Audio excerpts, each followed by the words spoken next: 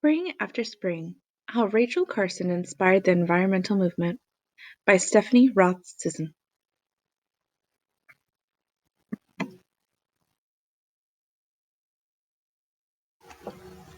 In nature, nothing exists alone. Spring after spring.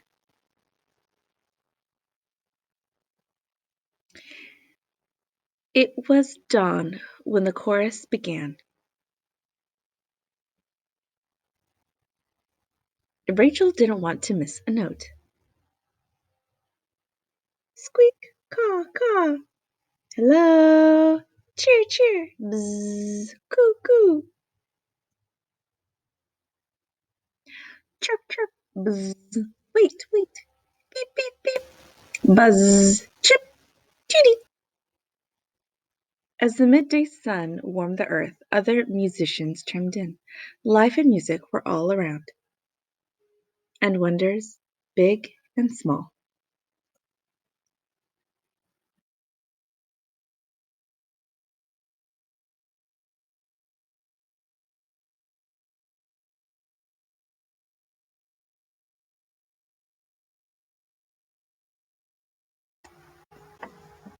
Spring was Rachel's favorite time of year. As the sun set, she could hear the first bubbles of frog song. Crickets began their nighttime tune, and bats squeaked a lullaby. At home, there was a warm supper and a big family. Mom played the piano, and Dad sang songs and read stories. Rachel's favorites were those about the sea. As the days grew longer and warmer, the chattering, chirping, and hooting got louder, until the gathering calls from migrating birds meant that it was autumn. They were coming together for their long journey through the ocean of air to their winter homes. But not everyone left. Snuggled under a warm blanket, Rachel drew pictures and wrote about the life she experienced all year. She read books about animals and imagined what their lives were like. Spring after spring, year after year, the birds arrived. Every season Rachel watched, listened, and wrote, and like the nestlings, she grew quickly.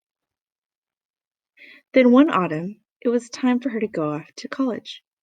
She was sure she wanted to be a writer until she looked through a microscope and saw a small world in a drop of water. Tiny sea plants and animals. Rachel was amazed and in love.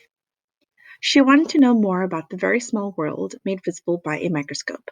She had never been to the ocean and was scared to go in the water. To learn about the creatures in tidal pools, marshes, and the sea, Rachel decided that she would study biology, put her writing aside. After she finished school, Rachel worked as a scientist and compiled information about the ocean. Now, for her job, she wanted to know what it was like to actually be underwater. She was still scared, but she went anyway. In the fish world, many things are told by sound waves.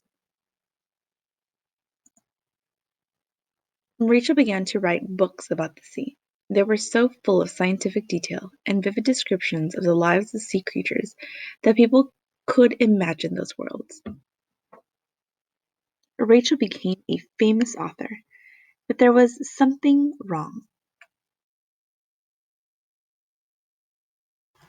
All around, nature's voices were going quiet. So Rachel did what she did best. She watched closely, listened carefully, and learned as much as she could about what was happening. Rachel put together scattered facts and found the answer. People wanted to kill bugs that ate their plants, bothered them, and sometimes even made them sick. Chemists created new poisons to solve the insect problems that seemed to work and seemed to be harmless to other creatures and humans. These poisonous chemicals were quickly used everywhere in huge amounts because people thought they were safe. But Rachel found evidence that poisons were not safe. The poison eaten by the microscopic water life Water life eaten by tiny fish eaten by bigger fish. Eagle egg shells are so thin that they break during incubation. In another situation, poison coats worms. Worms eaten by bird eats many worms coated in poison, bird dies. In another situation, poison coats worms and insects. Worms and insects eaten by bird eaten by fox eat birds, mice, and other animals that have eaten the poison, and the fox dies. Rachel wrote a book to tell people what she had learned. Silent Spring created a huge ruckus. Some people were inspired by change, but many didn't believe Rachel.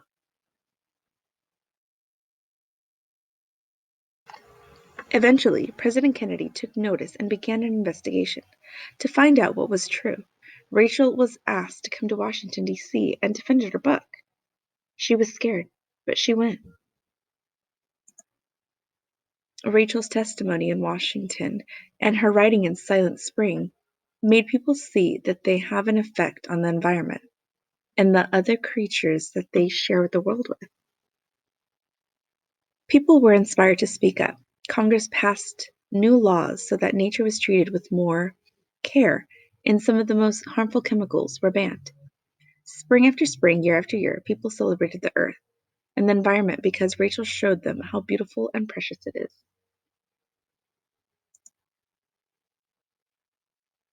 But Rachel went home and continued watching and listening. In the morning, she went out among the tide pools and gathered specimens. In the afternoon, she carefully studied them and took notes on her observations. And in the evening, when the tide had gone out again, she returned each creature with great care, exactly in the spot she had found it, exactly where it belonged.